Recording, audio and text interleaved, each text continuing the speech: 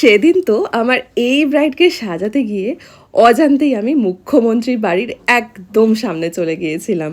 তার উপর আমার ব্রাইডের আজকের গয়নাগুলো ছিল একদমই চোখ ধাঁধানো। ব্রাইডের লোকেশন আমার বাড়ি থেকে প্রায় 180 কিলোমিটার ছিল, আর এতটা দূর হওয়ার জন্য অনেকটা টাইম লাগবে জেনে আমি একটু সকাল সকাল গিয়েছিলাম।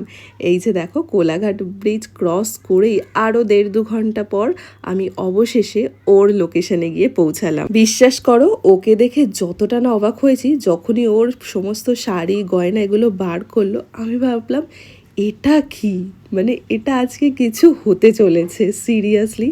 আর এই যে আমার ব্রাইড মৌপর্ণা, ওকেই আজকে আমি সাজাতে এসেছি। আর দেখো আজকের দিনটাতেই মানে ফাঁকা ছিলাম, যার কারণে আসতে পেরেছি। তোমাকে বলেছিলাম না 10 তারিখে তুমি ছিলে না, ওই জন্য আজকে দিনই মানে আমাদের বিয়েটা হওয়ার কথা ছিল 9 তারিখ আর 10 তারিখ, তার জন্য শিফট করে তোমার জন্য 11 তারিখেই শিফট খুব ভালো হলো, মানে আমি আসতে পেরেছি। এবার তোমাকে একদম মনের মতো করে একটা সাজাবো। মানে এরকম কোনো ডিমান্ড নেই, তাহলে তো ছেড়েই দাও, চোখ বন্ধ করে বসে থাকো। বেশ বেশ সুন্দর একটা শাড়ি, একদম মনের মতো করে সাজাবো। সবকিছু একদম মনের মতোই আছে, দেখা যাক এবার কি হয়। আমার মনে হচ্ছে না এত কিছু দেখে তুমি আমার ব্রাইড, মনে হচ্ছে আমি মডেলিং সাজাবো এবার।